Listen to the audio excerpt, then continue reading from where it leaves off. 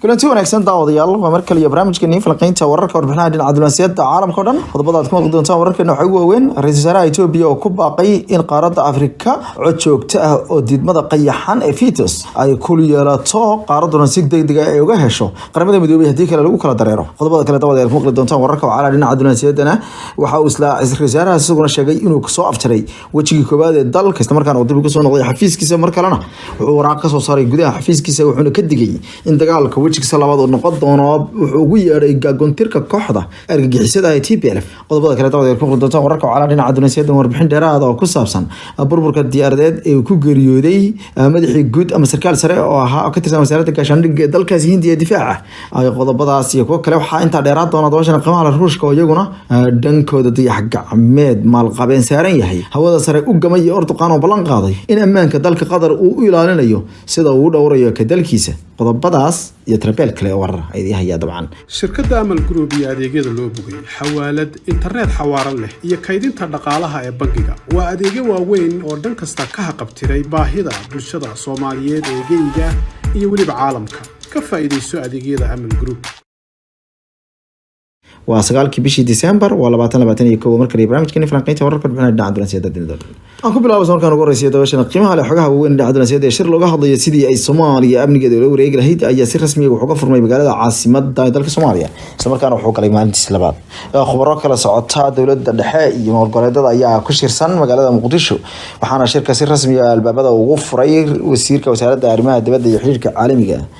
Cabdi Saciid Muuse Cali Mr. Saciid halkaasi war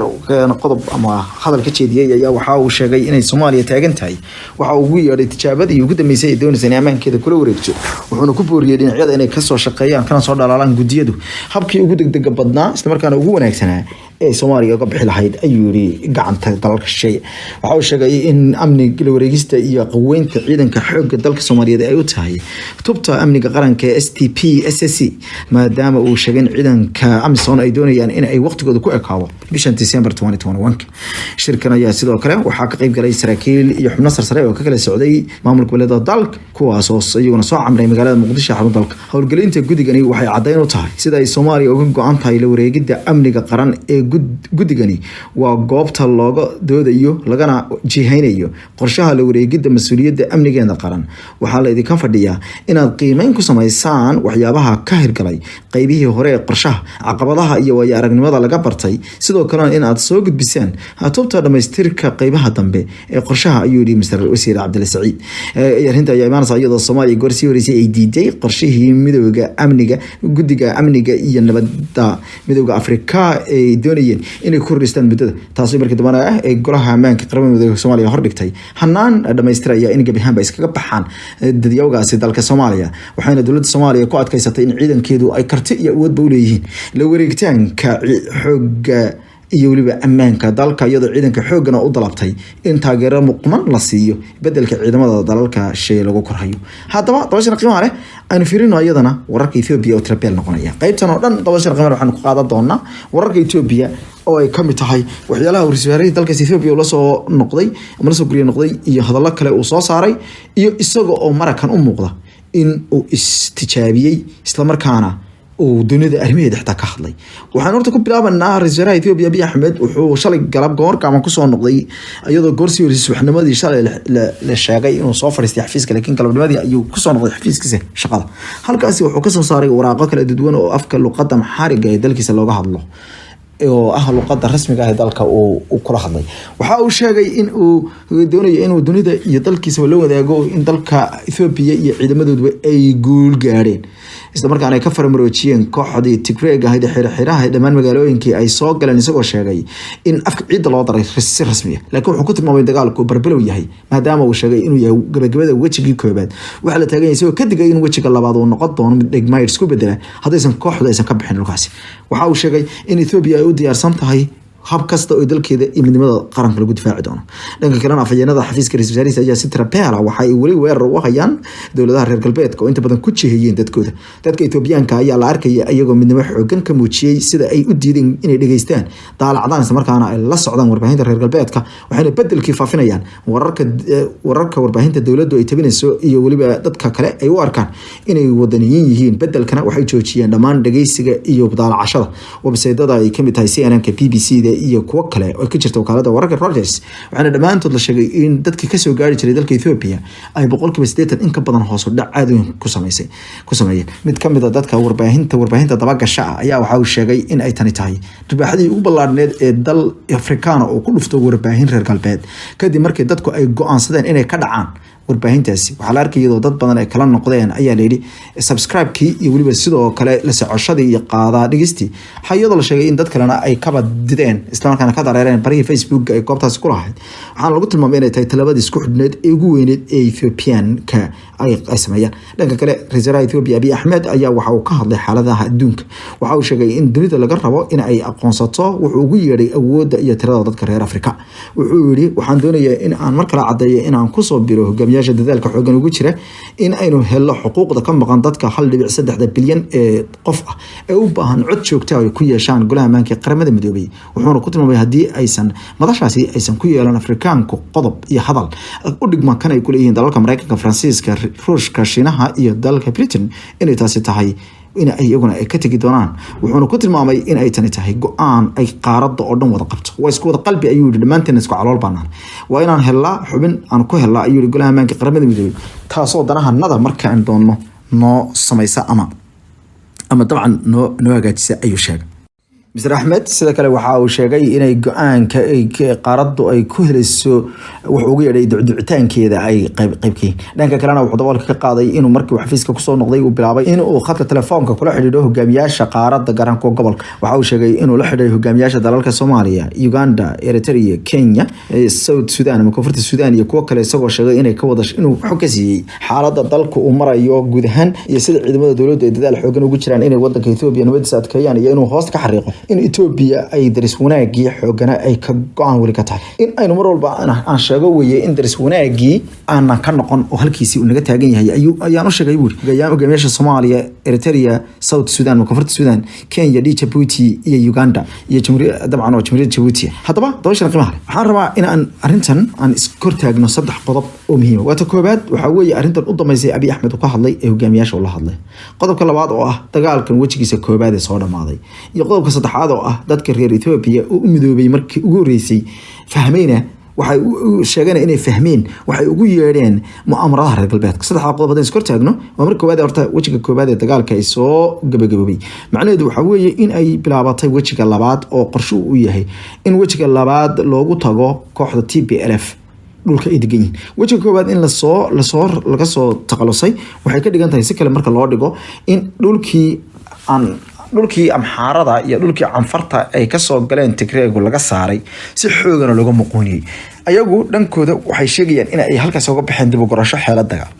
laakiin ma jirto cid dib u gurasho xeelad dagaal ka yeelaysa ama ka qaansa waa in militariyan looga guuleystay ama cid ahaan ay u jabeen ayaa caddaatay. Waayo markii u horeysay in badan baa lagu baaqay inay deegaanada iyagu aysan lahayn ay iskaga baxaan oo ay ku noqdaan deegaanadoodii iyo maamul goboleedkoodii. kolkaana halka wada hadal ay ku bilaabaan oo dawladda la bilaabaan. Dawladdu waxay xabadujinta suubisay ka hor intaysan iyagu weerarada bilaabin halka dhinaca waana laga waatay diiday kooxdu markaana waxay sheegeen in magaalada Addis Ababa ay ku weerari doonaan oo qabsan doonaan. Haddaba dagaalka wajiga koobaad marka uu dhamaaday wajiga labaad waxaa la filayaa inuu noqdo kan ugu khasaaraha bata sida laga hadlayo marka ay la fiiriyo waxyaalaha xeeldheerayaasha sheegayaan. Waayo waxaa la aaminsan yahay in Tigreegu ay aad isugu dayayaan inay aad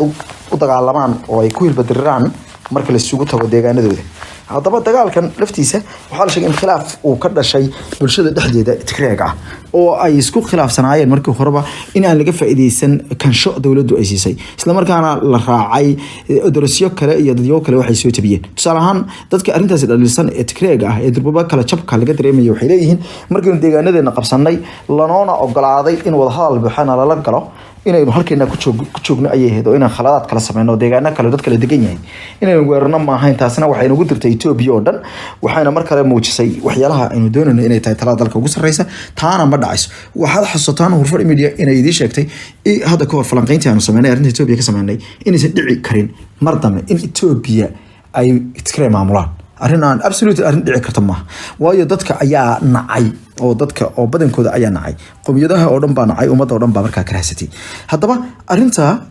cabsida waxa weeye haddaba in dagaalkaasi uu wajiga labaad uu keeni karo khasaare aad u weyn oo waxa la aaminsan yahay in magaalooyin ku dagaalami karaan ama ku dagaalami doonaan waxaan meesha ka maqnayn diyaarad drones oo si weyn u caawinaya dalka Ethiopia ka garan Abiy Ahmed drones taageerada drones uu ka helay Turkey iyo dalalka ay ka mid tahay Shiina iyo Iran iyo waliba dalka isku tagay Imaaraadka Carabta waxay muujinaysaa in Ethiopia ay haatan ay ka dhaxbaxday in ay noqoto maxmiyad matasha dalalka reer galbeedka sida ay qabaan xeelarayaasha qaarkood oo ku tilmaamay in Ethiopia markii hore soo samcadeeda waxyaalaha dilay ay ahayd inay gobolka iyo qaaradda iska xijisiisay ama ay aad iyo aad isugu dhadhajinaysay reer galbeedka laakiin markii afka ciidda u dareen ayagii oo ay mar walba doonayeen in koox ayagu isfahmaan kaliya meesha joogto qodobkaasi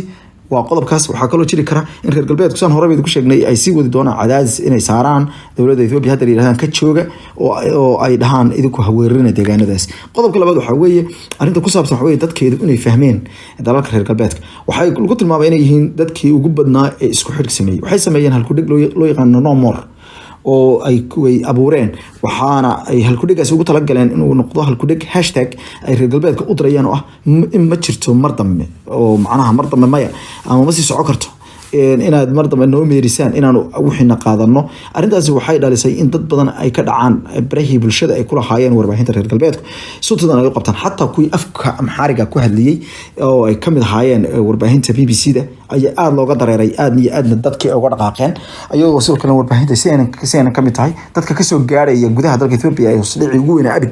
ay halkaasi gaaray waxaana dadku go'aansadeen in cidda horta wax loo sheegayo ama cidda la isku diray inay ayaga tahay sidaa daraadeedna ayagoo faraha ka qaada daalacashada iyo dalbashada wararkaasi taasina waxay muujisay in ay sidoo kale soo jeediyeen qaaradda in ay wax qabsan karto tiina waxaad moodeen Ra'iisul Abiy Ahmed soo ka faa'iideysanaya oo iska dhigay inuu hogaamiye qaaradeedna yahay uuna muujiyay inuu hogaamiye kaliya Ethiopia ahayn wuxuu ku baaqay sad maqlayseenba in qaaradda loo sameeyo qof codka didma qiyaxan xubin codka didma qiyaxan ah oo ay yeelato oo joogto ah ama waxa loo yaqaano inay yeelato dal joogto noqda oo halkaasi u masala taasi waxa iyadana qodob saddexaad ah arinta uu la hadlay hogaamiyaasha gobolka wuxuu la hadlay hogaamiyaasha dalalka Soomaaliya Djibouti dalka Uganda Kenya iyo South Sudan waxaana dalalka inta badan igad wuxuuna u sheegay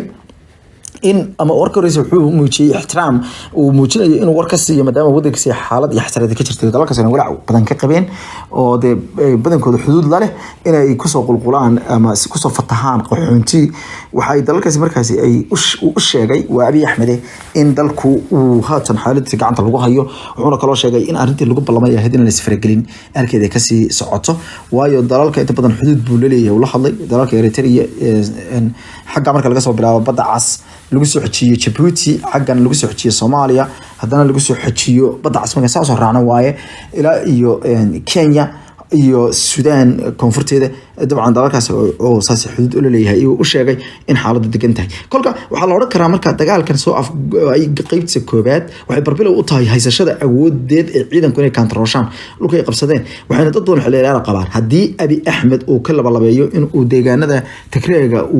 uusan uga daba tegin oo uusan sii wadin riixitaanka military in ay dib isku soo abaabuli karaan oo dib usoo maartay hogaal celi karaan haddana deegaanada xamashada ay